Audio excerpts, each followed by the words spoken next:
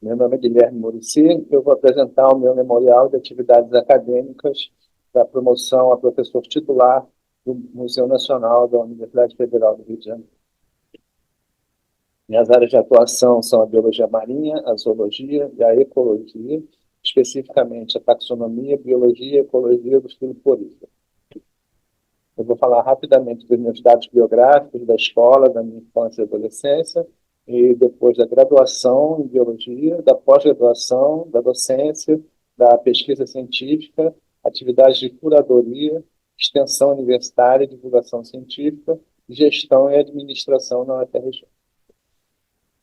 Então, eu nasci em 23 de setembro de 64, em Recife, filho de Antônio Carlos da Silva Muricy e de Virgínia Ramos da Silva Muricy. Sou caçula de 7 irmãos.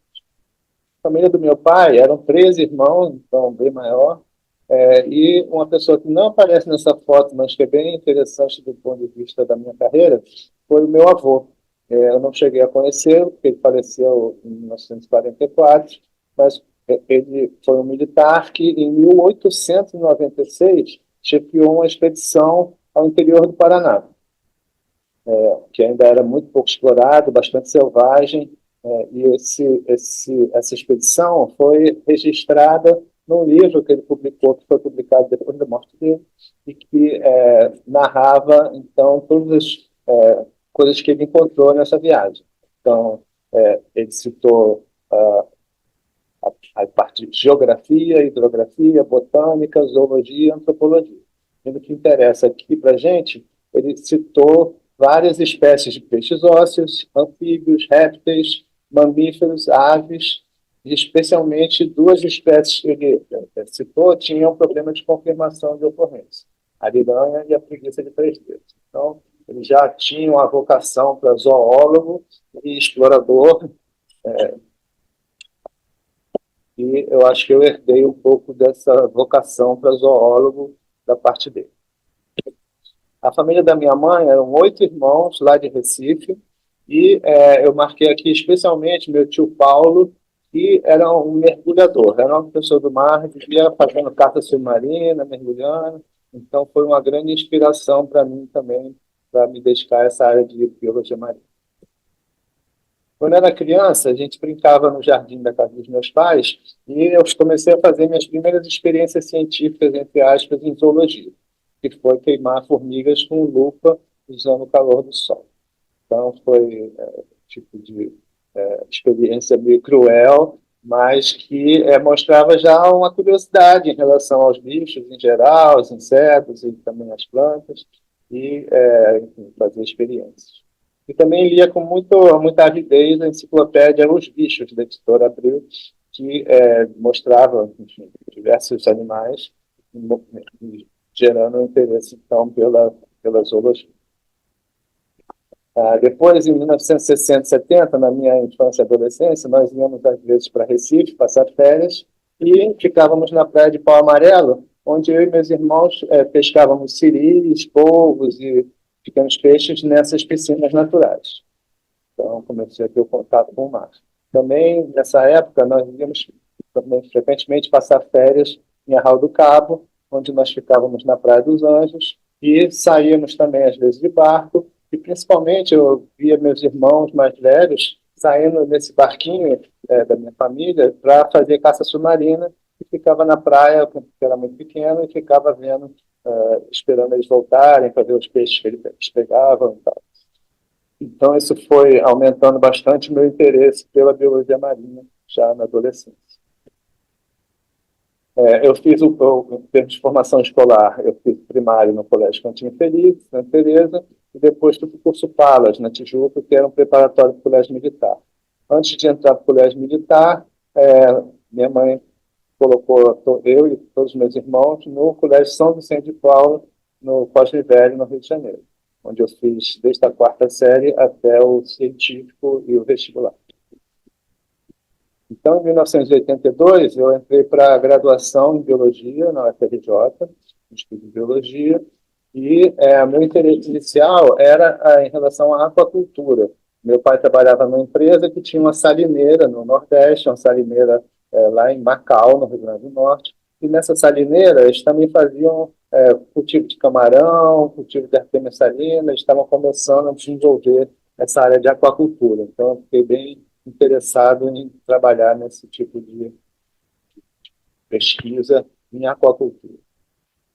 Então, eu entrei para o estágio no Laboratório de Recursos Pesqueiros, Departamento de Biologia Marinha da UFRJ, com orientação do professor Sérgio Aníbal, e não é esse laboratório, mas basicamente tinha vários tanques onde a gente fazia cultivo de peixes, principalmente, também de crustáceos, camarões. Então, foi um início da faculdade, eu já entrei para um estágio, mas eu não fiquei muito tempo nesse estágio. Ainda em 83 eu saí do estágio e fui fazer um curso de mergulho amador no YG, no Rio de Janeiro, e depois, em 84, eu fui fazer um curso e fiz esse curso de mergulhador profissional na ABENRAS, Associação Brasileira de Empresas de Engenharia, Reparos e Atividades Subaquáticas. Então, com esse certificado, eu pude procurar emprego em empresas de mergulho, né, empresas que prestavam serviço principalmente para a Petrobras, e eu consegui um emprego na Superpesa, que é uma empresa que justamente presta serviços de diversos, de mergulho de plataformas da Petrobras, lá especialmente em Guamaré, em vários locais, mas eu fiquei lá em Guamaré, no Rio Grande do Norte, mergulhando nessas plataformas. Então, essas plataformas têm estruturas submersas que são muito ricas, incrustadas com diversos organismos bentônicos, especialmente corais, algas, esponjas, e era muito legal de mergulhar ali, mas o meu serviço era principalmente tirar esses animais, todas essas incrustações biológicas, e deixar esses ferros todos o mais limpinho que eu podia. Então, era um trabalho que era um pouco contraditório com a minha formação de biólogo. Mas, enfim, me deu uma experiência de mergulho que foi fundamental mais tarde na minha carreira. Em 85, eu voltei para a universidade e fiz o meu primeiro trabalho com esponjas, numa disciplina Biologia Marinha 1, do Instituto de Biologia, do Departamento de Biologia Marinha, onde eu e meu colega e amigo Álvaro Monteiro fizemos um estudo sobre as esponjas em torno dessa plataforma flutuante que ficava ali na Urca, que era um curso de mergulho chamado Argonaut. A plataforma ainda fica lá, mas agora tem um restaurante em cima, outra coisa. Mas, na época, o Álvaro trabalhava com o professor Radovan Borojevic, no Instituto de Química da UFRJ, e falou para mim, olha, o meu orientador ele já trabalhou com esponjas, ele tem experiência com isso, e ele tem uma amiga na França que poderia identificar as esponjas para a gente nesse trabalho. Então, ele propôs que a gente fizesse esse trabalho, e nós fizemos, e o professor Radovan encaminhou, então, as esponjas que a gente coletou para a professora Nicole Bourriesnon. Nessa época, eu nem tinha noção, nem sabia o nome dela, era só uma amiga francesa do professor Radovan. Mas, mais tarde, a gente veio a ter muito contato, a Nicole acabou sendo fundamental na minha carreira. Então, em 1986, eu entrei para o estágio no Laboratório de Porífera do Instituto de Biologia, da UFRJ, sob orientação do professor Elias Pacheco Coelho. O professor Elias, ele trabalhava com esponjas, fez o mestrado dele com esponjas da Baía de Sepetiba, e depois, no doutorado, ele resolveu se dedicar ao estudo das aves, à ornitologia.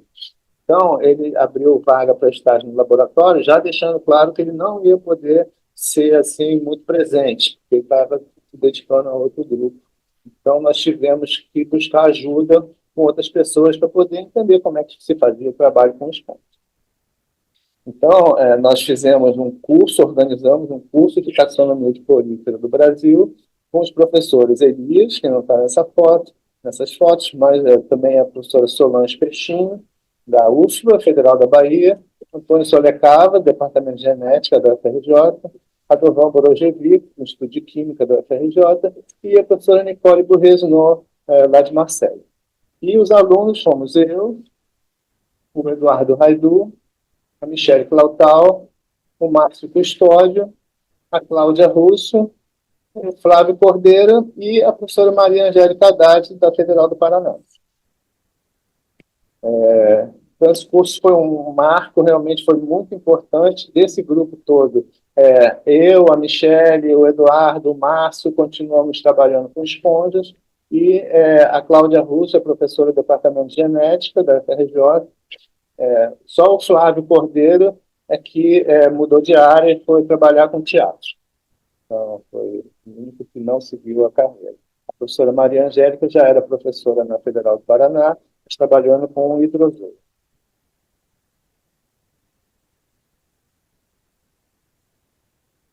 Em 1987, esse mesmo ano, o professor Elias faleceu. Ele caiu aqui em Arraial do Cabo, ele trabalhando com as aves, ele tinha um interesse especial pelos ninhos, os filhotes, estava estudando essa parte de reprodução, e ele escorregou e caiu aqui em um despenhadeiro de uns 30 metros de altura, mais ou menos, e ele despencou lá de cima e faleceu. E aí, o laboratório de porífera ficou numa situação muito difícil. Nós ficamos órfãos, basicamente, e alguns professores do departamento queriam fechar o laboratório, mandar a coleção toda para o sul, enfim, encerrar nossa carreira antes mesmo de começar. E, graças ao professor Jorge Nessimian, nós pudemos permanecer, porque o Jorge, apesar de ser entomólogo, ele foi muito generoso e assinou como responsável pelo laboratório perante o departamento. Então, aqui meus colegas Eduardo, Michele e Márcio, no laboratório de porífera, lá de biologia. E, além disso, os professores Nicole Borresno, Solange Peixinho, Antônio Solecado e Radovan Louragevic também adotaram a gente e ensinaram, né? Orientaram a gente nos trabalhos com esponjas, nas nossas monografias, depois no mestrado e por aí vai. Então, o apoio dessas pessoas foi fundamental nesse início de carreira, meu e dos meus colegas do laboratório de porífera da UFRJ. Já começou com muita luta para a gente poder sobreviver nessa linha de pesquisa. E nessa época, então, 86, 87, nós fizemos um projeto que era a minha monografia de bacharelado no Departamento de Biologia Marinha, e foi feito em Arraial do Cabo. Então, inicialmente, nós usávamos esse barquinho, que era da minha família, mas que era um barquinho realmente muito pequeno e que afundava toda hora. Então, a gente passou a alugar barcos de pescadores ou pegar carona em barcos da Marinha, que deixavam a gente nos costões de Arraial do Cabo, e a gente nos costões ficava mergulhando o dia inteiro. Depois eles iam buscar a gente lá. Então foi uma época muito, muito interessante, que a gente começou a mergulhar bastante lá na Arraial do Cabo para fazer esses trabalhos, que foi a minha monografia, mas que era o projeto geral do laboratório, enviou artigos para todos os participantes. Então, especialmente, eu publiquei 2 artigos dessa monografia, um vendo as esponjas como biomonitoras e outro vendo a distribuição das esponjas em geral nos costões de ambientes diferentes em Arraial do Cabo. Então, em seguida, eu fui convidado pela professora Nicole Bourresno para fazer o mestrado lá em Marseille. E eu aceitei, passei e fui fazer o mestrado, que lá se chama Diploma de Estudos Aprofundados em Oceanografia. Então, eu tive a honra de trabalhar aqui na Estação Marine d'Andume, que é um lugar muito tradicional lá na França. Foi o primeiro laboratório de biologia marinha da França, fora de Paris. Foi fundado em 1896 por Antoine Fortuné Marion, e depois teve vários diretores que foram biólogos marinhos ilustres, como Jean-Marie Perez. Então, foi uma honra realmente poder trabalhar nesse laboratório tão tradicional de biologia marinha na França e no mundo. E ainda tive a honra e o prazer de ser orientado pela professora Nicole e também pelo professor Jean Vassilet. Então, são 2 dos maiores especialistas em porífera no mundo e que são pessoas muito gentis, foram muito atenciosas e me ensinaram muita coisa. Então, foi ótimo trabalhar com eles, foi uma experiência incrível, realmente, no mestrado. Na dissertação de mestrado, eu fiz um trabalho sobre a estrutura das comunidades de esponja em torno do esgoto de Porciúncula. Então, continuei com essa linha de pesquisa de biomonitoramento de poluição, utilizando as esponjas como biomonitor.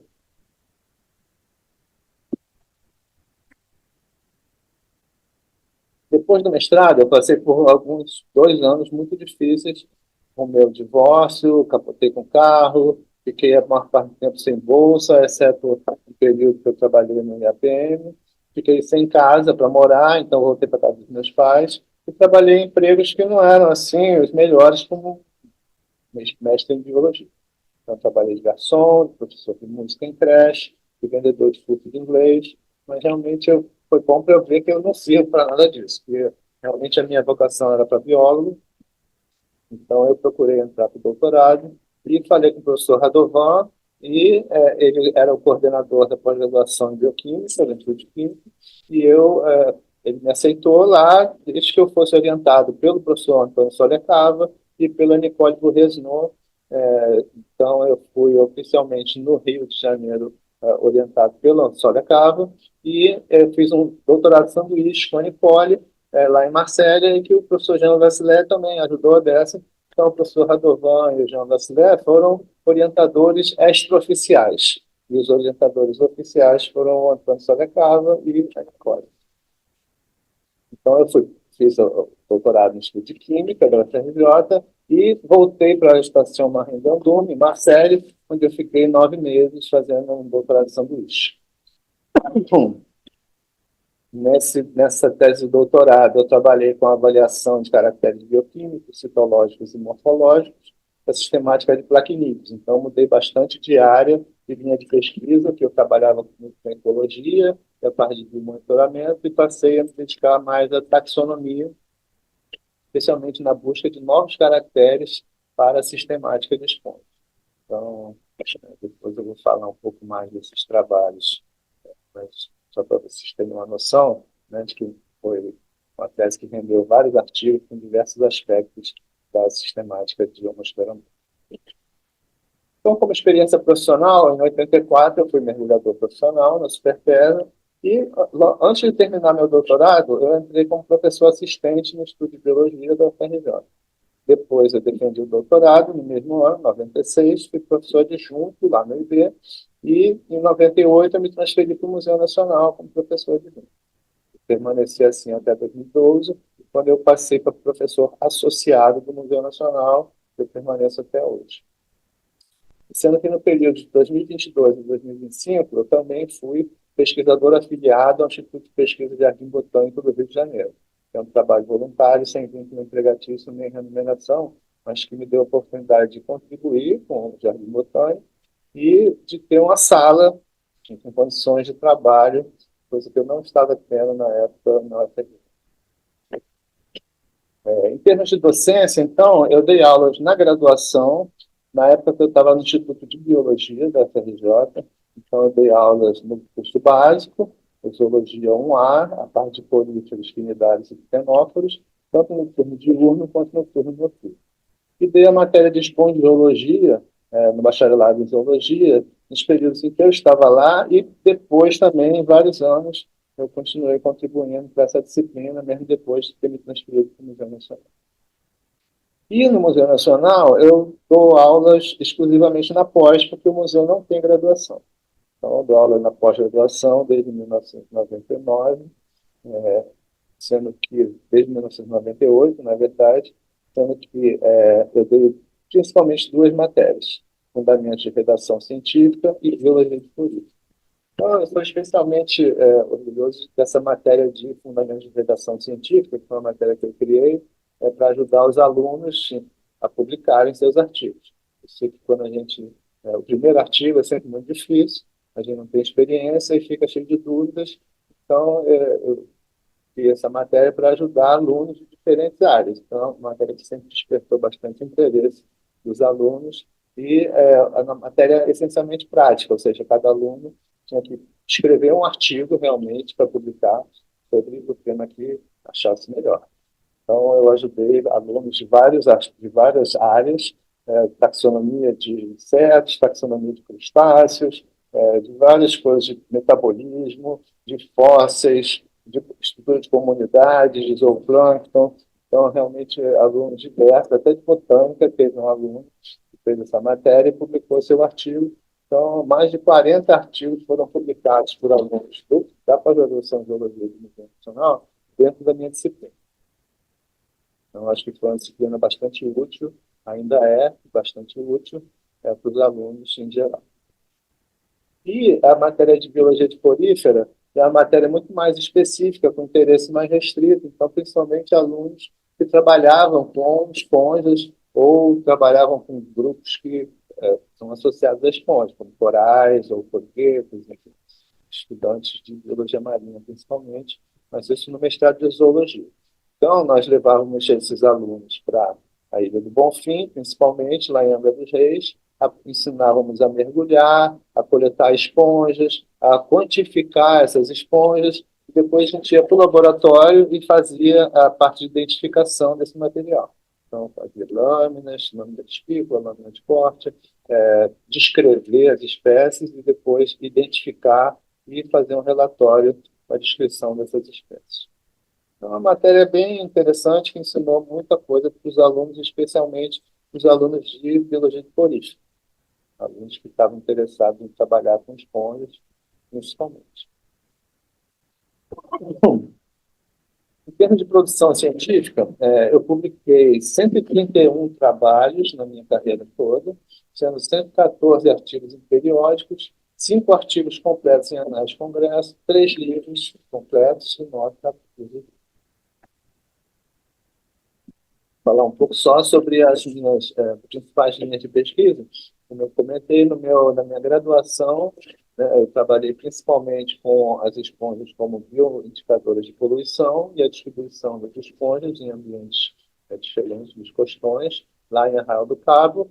Depois, no mestrado, um trabalho também de esponjas como indicadores de poluição, mas em torno do esgoto de Marcellus.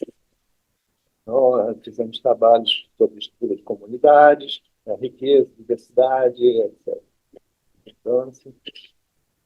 E depois também essa parte de estrutura de comunidade de esponja, mas já num contexto diferente, só caracterizando a estrutura da comunidade com o mesmo tipo de metodologia de quadrados, quantificando e fazendo análise de similaridade entre os locais, diversidade, abundância, etc. Depois, seguindo nessa linha do biomonitoramento, eu fiz alguns trabalhos sobre a bioacumulação de metais pesados, tanto no início quanto mais tarde, orientando alguns alunos, então, em 2014 aqui, e aqui foi 2003, então, inicialmente com essa parte, e depois, em colaboração com a professora Marinela Laporte, nós fizemos uns trabalhos sobre a detoxificação do mercúrio, principalmente a biorremediação do mercúrio, por bactérias associadas às fontes. Então, tanto a bioacumulação quanto a biorremediação de metais pesados, já que as esponjas têm um grande potencial de acumular metais pesados por sua atividade de filtração. As esponjas também têm uma rica fauna associada e são predadas, servem de alimento para vários organismos. Na verdade, não muitos organismos, mas tem alguns que são especialistas em se alimentar de esponja.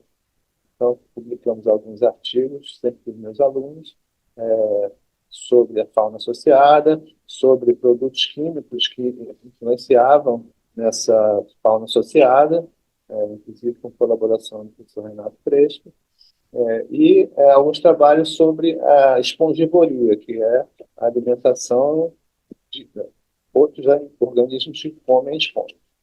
Então, a espongivoria geralmente por peixes da família Pomatantilha, são os peixes anjos, e tanto de juvenis quanto de adultos, inclusive em São Pedro e São Paulo. Então, principalmente Pomatantes paru, Rolacanthus tricolor, Rolacanthus ciliaris, são os peixes que nós estudamos. E também um trabalho sobre espongivoria por nudibranquios, no Rio de Janeiro. Além disso, uma grande parte das minhas pesquisas foi feita em colaboração com químicos, farmacólogos, biólogos, microbiólogos, que se interessaram pelas substâncias químicas. As esponjas produzem muitas substâncias químicas interessantes, muitas delas com atividades farmacológicas importantes também para a indústria farmacêutica. Então, nós estudamos a atividade antimicrobiana, a atividade antipredação, a atividade antibiótica, citotóxica, inibidora de enzimas e outras atividades variadas em vários artigos, em colaboração com químicos, como principalmente Roberto Bernick, Rosângela Epifani e microbiólogos, como o doutor Marinello. Mas, como as esponjas são muito pouco conhecidas no Brasil, a parte principal foi a taxonomia. Então, é obrigatório descrever as espécies, já que a gente não conhecia quase nada das esponjas do Brasil, para saber, bom, de que espécie a gente está falando quando a gente faz um trabalho de ecologia, de química, de farmacologia, etc. Então, tem vários trabalhos descrevendo novas espécies, descrevendo as espécies em geral, da costa brasileira, principalmente, inclusive um livro, colaboração com o professor Eduardo Raju, que foi o primeiro guia de identificação de esponjas marinhas no Brasil, envolvendo principalmente as esponjas da classe Demospondia, mas também alguns trabalhos sobre esponjas calcárias e hexactinella, ou seja, de várias classes diferentes de esponjas. E até um trabalho de suporte às hexactinella das fósseis, que no final se revelaram ser briozoários. Também publicamos esse livro da Universidade da Bacia Potiguar, as esponjas da Bacia Potiguar, de identificação. Interessante, importante até hoje. Então, no meu doutorado, como eu comentei, eu passei a fazer muitos trabalhos com a classe Homoscleromorpha. Então, estudando novos caracteres, principalmente a citologia, a morfologia das espículas em microscopia eletrônica de transmissão, a genética com as enzimas, a química, propriamente dita, e a análise das bactérias simbiontes como caracteres taxonômicos. E depois a parte de filogenia, juntando toda essa informação para tentar resolver os problemas da filogenia do livro. Depois eu segui bastante nessa linha, passei a receber material, principalmente depois de ter publicado esse capítulo no Sistema Porífera, que foi uma compilação muito importante da taxonomia de esponjas, de 2002, e publiquei, então, vários artigos sobre a taxonomia de corte, plaquinostrela, plaquina, cortício, oscarela, de vários locais do mundo, do Brasil, também na Califórnia, do Índico, do Pacífico, da Austrália, enfim, de vários locais, depois da Grécia, depois de vários outros locais, inclusive Caribe e Pacífico Central. Eu também trabalhei um pouco com taxonomia de briozoa, principalmente na época que eu orientei a Laís Ramalho, no seu doutorado no Museu Nacional, em colaboração com o Dr. Paul Taylor, que é especialista em briozoários no The Natural History Museum em Londres. Então, acabei publicando alguns artigos com autoria com esses pesquisadores, a Laís e o Paul Taylor, e foi muito interessante, porque os briozoários são um grupo com pouquíssimos especialistas no Brasil, com menos especialistas ainda do que as esponjas. Então, foi bom ter ajudado a formar uma pesquisadora especializada na taxonomia desse grupo, que é um grupo muito importante também. Então, como taxonomista, eu descrevi 97 espécies novas de porífera, 3 gêneros novos, mais 9 espécies novas de briozoa, no total de 106 espécies novas, então, porífera mais briozoa. Uma contribuição relevante, especialmente para poríferos, e que me gerou algumas homenagens com o meu nome em espécies de esponja. Então, a Plesina mauriciana, Raspaira mauriciana, Tetila maurici, Plaquina maurici e Tetia maurici. Então, são uma homenagem muito grande, assim, que ter esponjas nomeadas a partir do seu homenagem. Então, foi muito legal ter visto isso. Alguns que eu nem conhecia, quando eu fui fazer essa apresentação, eu vi que tinha essa Tetia maurici, que foi desse tempo. Além disso, as esponjas têm uma grande quantidade de bactérias simbiontes. Então, tem uma microbiota, um microbioma muito rico.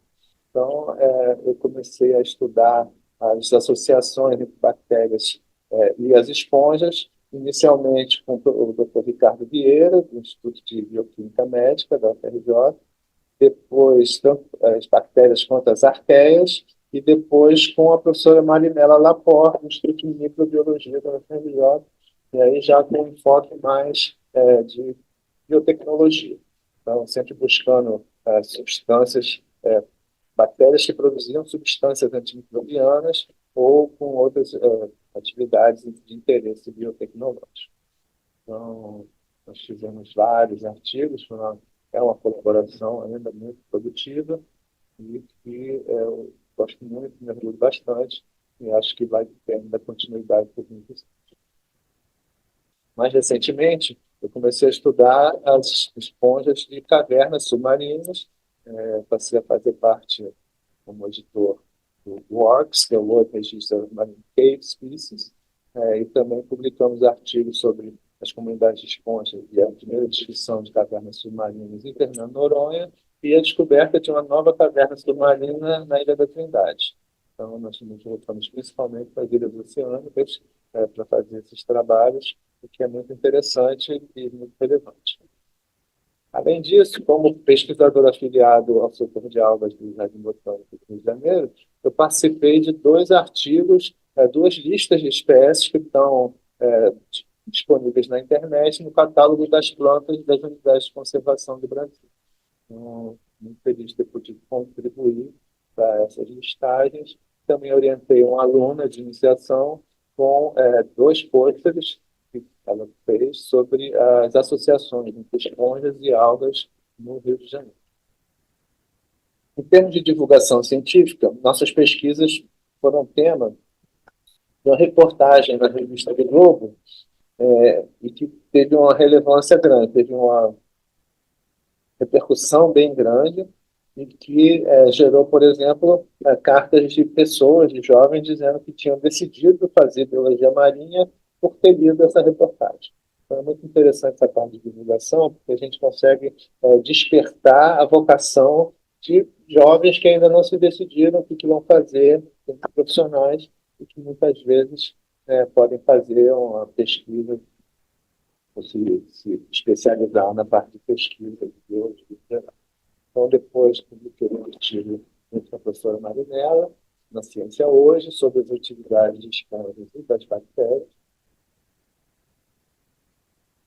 associadas às esponjas, e também na Ciência Hoje das crianças, explicando um pouco o que são as esponjas e por que elas não são plantas, não são pedras, não são outras coisas, são animais. E também temos um canal no YouTube com vídeos sobre as esponjas do Brasil.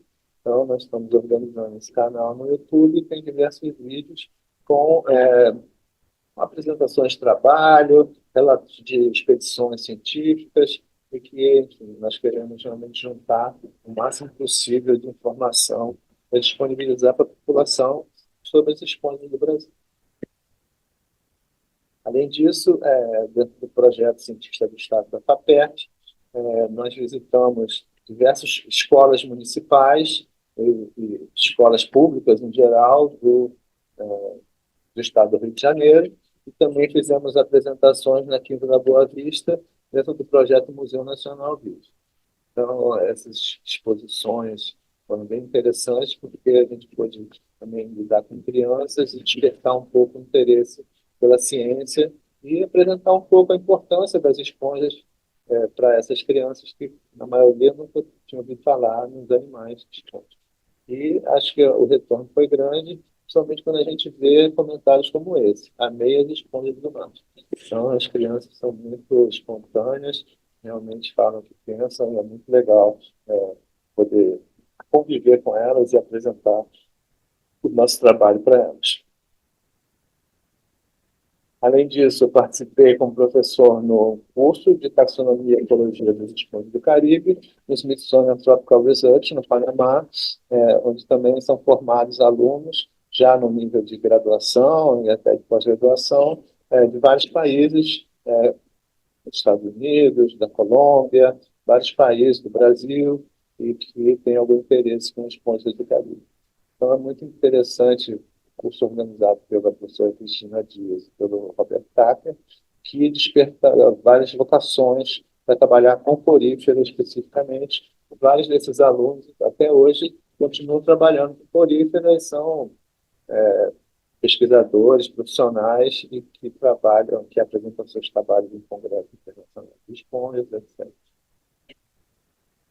Além disso, eu fiz diversas atividades editoriais, desde que eu entrei no Museu Nacional, fui da Comissão de Publicações do Museu Nacional, fui editor de 2 livros, principalmente os resumos do Congresso Internacional de Porífera e os anais desse congresso. Fui review editor na revista Frontiers in Marine Science e sou ainda editor de área do WARC, World Register of Marine Cave Species. Sou também coordenador de taxon de porífera no catálogo taxonômico da fauna do Brasil e no SALV, que é a lista de espécies ameaçadas, enfim, a avaliação do risco de extinção da fauna brasileira, e eu sou coordenador do taxon porífera.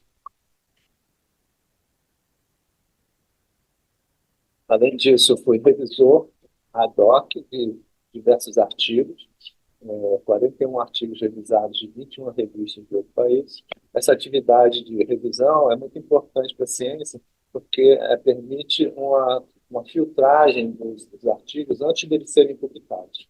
Então, isso a gente determina se a qualidade científica, a qualidade da reescrita, enfim, sugere melhorias nos artigos antes que eles saiam publicados. Isso é uma coisa fundamental nisso. Além disso, eu ajudei também avaliando projetos de pesquisa de 12 agências de 5 países. Então, também é uma atividade muito importante, porque ajuda a determinar quem vai receber verbas, financiamento para suas pesquisas, e que é uma decisão fundamental para essas instituições que não têm dinheiro sobrando, tem que escolher para quem que eles vão. Em termos de gestão e representação, eu fui membro do corpo deliberativo da zoologia, do Instituto de Biologia da FRJ, e depois que eu passei para o museu, até hoje eu sou membro do corpo deliberativo do Departamento de Invertebrados do Museu Nacional. Fui membro da comissão coordenadora do programa de pós-graduação em zoologia, PPG-Zoo, do Museu Nacional, em 88 e 89, depois membro de uma comissão de bolsas desse programa, e depois membro da comissão de reformulação do regimento do Museu Nacional. Fui coordenador adjunto do programa de pós-graduação de 2000 a 2002, e de 2004 a 2008 fui chefe substituto do Departamento de Invertebrados. De 2014 a 2016, eu fui chefe do Departamento de Invertebrados, e como chefe do departamento, eu passei a ser também membro da congregação do Museu Nacional. Isso foi de 2014 a 2016. Uma parte muito importante da pesquisa em biologia, em zoologia principalmente, é a curadoria de coleções. Então, o Museu Nacional tem muitas coleções importantes, e eu fui primeiro curador de porífera da coleção, curador da coleção de porífera do Instituto de Biologia, quando eu era professor lá no Biologia. E quando eu passei para o Museu Nacional, em 98, eu passei a ser co-curador, né, curador junto com o professor Eduardo Radu, da coleção de porífera do Museu Nacional, que eu também sou até hoje. E de 2013 a 2018, eu acumulei também a curadoria das coleções de acantocéfala, cidiácea, enfim, de vários grupos animais que não tinham nenhum professor responsável, então estavam meio que órfãos, e que eu ajudei a organizar essas coleções, e a fazer empréstimos, a organizar os bancos de dados, etc. Então, nessa parte de curadoria, eu sou especialmente orgulhoso de ter feito esse banco de dados, de ter organizado esse banco de dados, onde todos os dados da coleção estão disponíveis online. Então, é a primeira coleção do Departamento de Zoologia, Departamento de Invertebrados, perdão, que está disponível online. Todos os dados estão disponíveis, então tem registros bem completos, com a classificação, os dados de coleta, de fixação, a identificação do material, fotos, etc., mapas, e os dados, metadados de tombamento, quem tombou, quem modificou, quem determinou a espécie, etc., esse está publicado. Então, é um tipo de informação muito relevante, que facilita muito o estudo da coleção. E esses dados, então, podem ser vistos tanto em forma de registros, cada espécie separada, cada indivíduo separadamente, e em termos de listas também. Então, a gente consegue visualizar vários registros simultaneamente, de uma forma mais resumida, e também permite a confecção de etiquetas, a impressão de etiquetas automaticamente, ou seja, com padrão e com facilidade de fazer isso de qualquer lugar online. Então, esses coisas são muito relevantes para a curadoria das coleções, muito importante, realmente. Em termos de orientação de alunos, eu orientei 20 monografias de bacharelado, de trabalho de conclusão do curso, 15 alunos de iniciação científica, que, além desses da monografia, 4 alunos de apoio técnico, 14 alunos de mestrado, 7 alunos de doutorado, 5 alunos de pós-doutorado, no total de 65 orientações. Então, os alunos são a parte muito importante da carreira do pesquisador. Sem aluno não tem professor.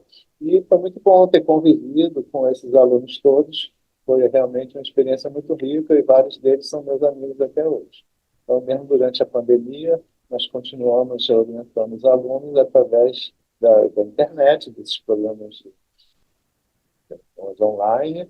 Então, foi uma coisa que ficou muito difícil em alguns momentos, mas que foi muito recompensador ter ajudado na formação desses alunos.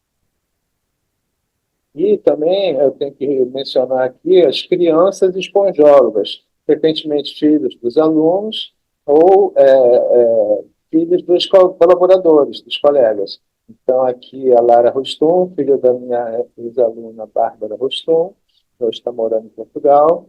O Francisco Moraes, filho do Fernando Moraes, que defendeu monografia na UERJ, em oceanografia, mês passado. E a Gabriela Pequeno, que é filha da Caroline Pequeno, foi minha aluna e hoje em dia é técnica do projeto do Fernando Moraes, de monitoramento das ilhas costeiras no Rio de Janeiro. E a Karine e o Eric, que são filhos da Gisele e do Eduardo, e que ajudaram em vários momentos, participaram de coletas, participaram do congresso, ajudaram em várias atividades do laboratório. Então, eu quis mencionar porque são crianças, hoje em dia não são mais, mas enfim, na época eram crianças, que participaram muito do laboratório também. Então, além disso, eu participei de várias bancas, bancas de monografia, 9, qualificação de doutorado, bancas de mestrado, bancas de doutorado e bancas de concurso público para professor de diversas universidades.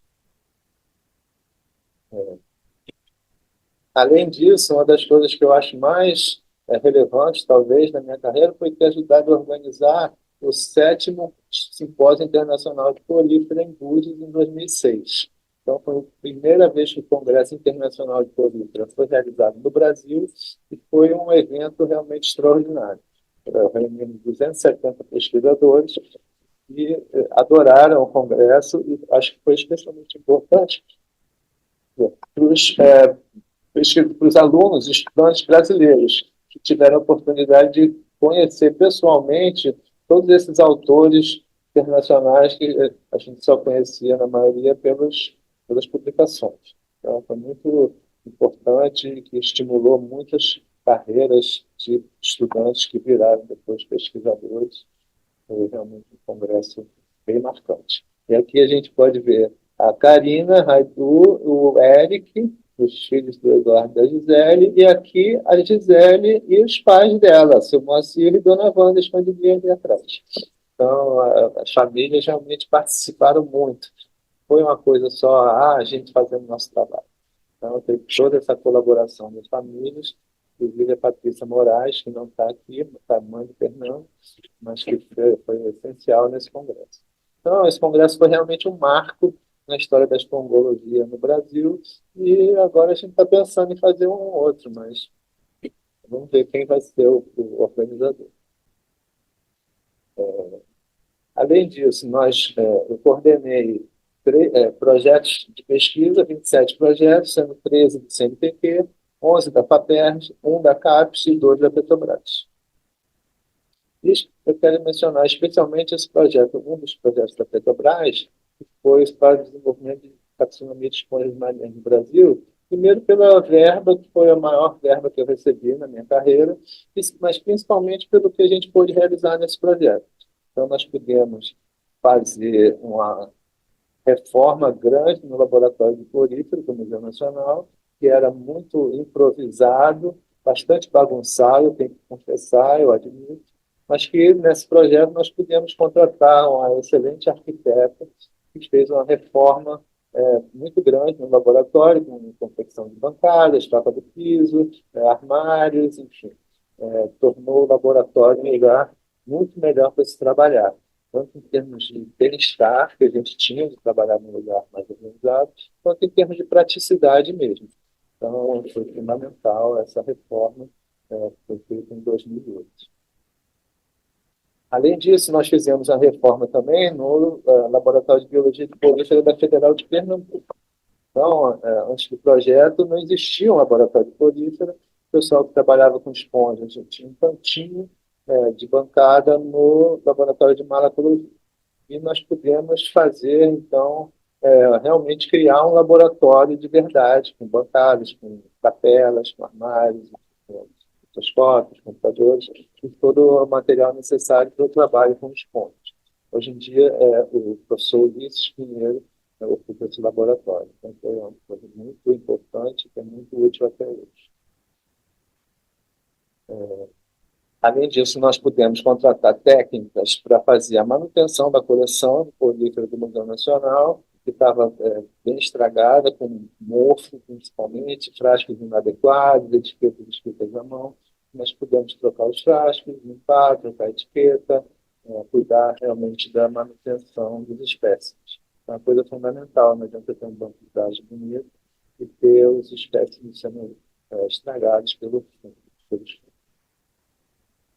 e desse projeto ainda nós pudemos organizar 2 workshops sobre desenvolvimento da taxonomia de polífera no Brasil e um curso de taxonomia de demosponja no estado do Ceará, que é uma federal do Ceará, que é uma universidade que até hoje não tem nenhum especialista em polífera trabalhando. E nós pudemos também publicar, esse projeto financiou a publicação de 3 livros que até hoje são muito importantes. Foi o catálogo das esponjas brasileiras, é, o Guia de Identificação das Esponjas das Ilhas Oceânicas Brasileiras, de Fernando Moraes, e o Guia de Campo e Laboratório das Esponjas Marinhas da Bahia, do professor Eduardo Raidu, Solange Peixinho e Júlio César Ferreira. Além disso, eu fiz atividade de consultoria, primeiro por IAPM, na Raul do Cabo, depois no projeto Revisê Central, nos projetos Globalas, no IBAMA, na oficina de manejo do Atual das Rocas, e para a Petrobras, na Bacia de Campos. Depois, mais tarde, participei também das avaliações de risco de extinção de polífera pelo ICMBio, que gerou o livro vermelho em 2018, e agora, em 2022, nós fizemos outra avaliação que gerou informações para esse sistema SALVE, que está disponível online no site do ICMBio, com a avaliação do risco de extinção da fauna brasileira, e nós fizemos a parte crítica. Depois começou a haver alguns percalços na nossa trajetória lá no Museu Nacional. O primeiro deles foi um incêndio em 2018, acho que todos vocês se lembram, que foi realmente devastador. Mas, para nós, o nosso laboratório ficava num outro prédio, não pegou fogo. Mas, não entendo até hoje por quê, esse prédio está sendo demolido para aparentemente se fazer um restaurante. Então, o nosso laboratório e a sala de coleções, então, um laboratório que teve financiamento da Petrobras para fazer uma reforma, e a sala de coleções que teve um financiamento de quase 1 milhão da Fundação Vitro também para ser reformado, foram tirados daqui e nós passamos para uma sala no módulo de container. Nós tínhamos uma sala com 28 metros quadrados, passamos para 12 metros quadrados. Então, isso foi totalmente inadequado, é um módulo de container que não tem pistoleiro dos bombeiros, que não tem a menor condição de trabalhar num espaço tão pequeno. E, então, eu aluguei uma sala no centro da cidade. Por sorte, a minha tia tinha uma sala, ela estava querendo vender, não conseguiu, e alugou para mim essa sala. Então, uma sala muito boa, com 50 metros quadrados, onde eu tive condição, então, de colocar todos os meus equipamentos, minha literatura, e continuar trabalhando, né, num lugar que eu pago um aluguel, mas pelo menos eu consigo trabalhar. Depois teve mais alguns percalços, principalmente em 2023, em novembro, eu descobri um tumor no cérebro. Eu tive que fazer uma cirurgia para extrair esse tumor, depois fiz radioterapia, quimioterapia. Então, graças a Deus, eu sobrevivi muito bem até. E isso me abriu novos caminhos, abriu novas portas, especialmente o Instituto Zen Câncer, que é uma organização sem fins lucrativos, e que é extremamente acolhedora, com cuidados complementares para pessoas com câncer gratuitos, toda fundamentada em trabalho voluntário, dessas pessoas maravilhosas que realmente são são incríveis. Pessoas que trabalham por amor, com carinho, com acolhimento. É um ambiente muito diferente da universidade, onde tem, infelizmente, muita competição, muita vaidade.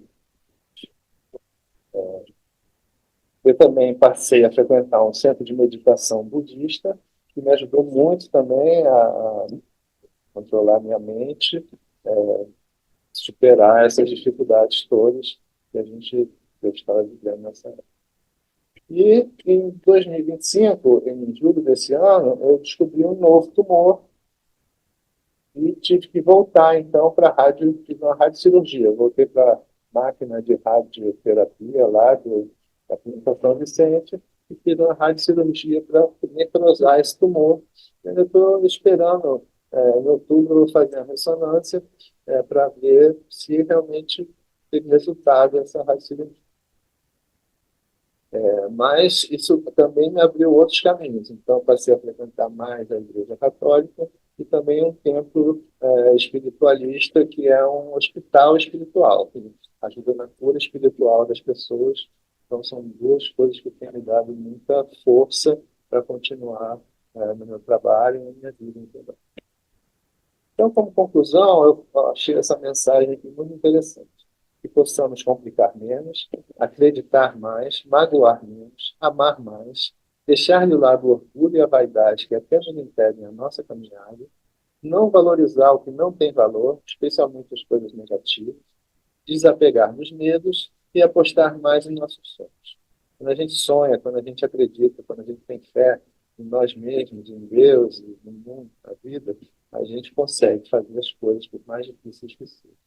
Então, eu acho que essa minha trajetória é um exemplo disso, todas as dificuldades que nós tivemos, que nós vencemos, e também de todas as coincidências, entre aspas, que conheci pessoas sem ter ideia de onde isso ia levar a gente. Né? De ter começado uma carreira com esponjas sem saber se aquilo ia dar certo ou errado, e sem imaginar muito aonde isso ia nos levar.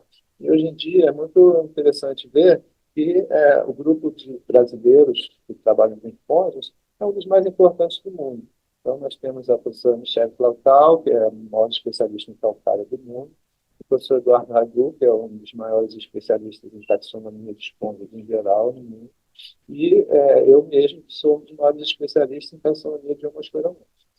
Então, é um grupo que é muito importante e que tem muitos alunos que estão associados a gente e muitos colaboradores que participam dos congressos e tal. Então, frequentemente, nos congressos internacionais, o grupo dos brasileiros é o maior, é o que tem mais gente trabalhando com os pontos. Então, nós passamos de quase zero para, sei lá, 30 pessoas no congresso, por exemplo, em 2017. Então, é muito importante ter visto essa que deu certo, que a gente enfim, conseguiu fazer muito mais do que a gente imaginava. Então, encerrar, eu quero agradecer às instituições onde eu estudei e trabalhei, especialmente o Museu Nacional da FRJ, Instituto de Biologia da FRJ, Instituto de Química da FRJ, a Estação Morendandum, em Marseille, e o Jardim Botânico do Rio de Janeiro. As instituições onde eu me tratei, cuidei da minha saúde física, mental e espiritual, especialmente a Rede DOR, o Hospital Copa DOR e a Clínica São Vicente, o Instituto Zen Câncer, o Centro de Meditação Kadampa, o TAUS e a Paróquia Nossa Senhora da Esperança. As agências de fomento que financiaram as pesquisas, CNPq, CAPES, FAPERJ, UFRJ e Petrobras, Aos orientadores, Elias Pacheco Coelho, Antônio Sorocaba, Radovan Borojevic, Solange Peixinho, Nicole Bourriesnon e Jean Vasselin. A todos os meus alunos, mas principalmente a Joana, Anaíra, Carol, Suzy, Fernando, Daniela, Bárbara e Jéssica. A minha família, especialmente meus pais, meus irmãos, meus primos, meus sobrinhos, meus tios, principalmente quero mencionar aqui a tia Pingo, que é a Lúcia Lopes Ribeiro e que, entre outras coisas, é a dona da sala onde eu trabalho atualmente. Aos meus médicos, Dr. Gustavo Adolfo, meu cirurgião, Dr. Daniel Reschenhorn, oncologista, Dr. Felipe Erlich, radioterapista, e a minha psicóloga Soraya Marchioli. Aos meus amigos todos, mas principalmente Gisele Lobo Raidu, Marinela Lapor, Michele Clautal, Álvaro Monteiro e Patrícia Oliveira Brooks.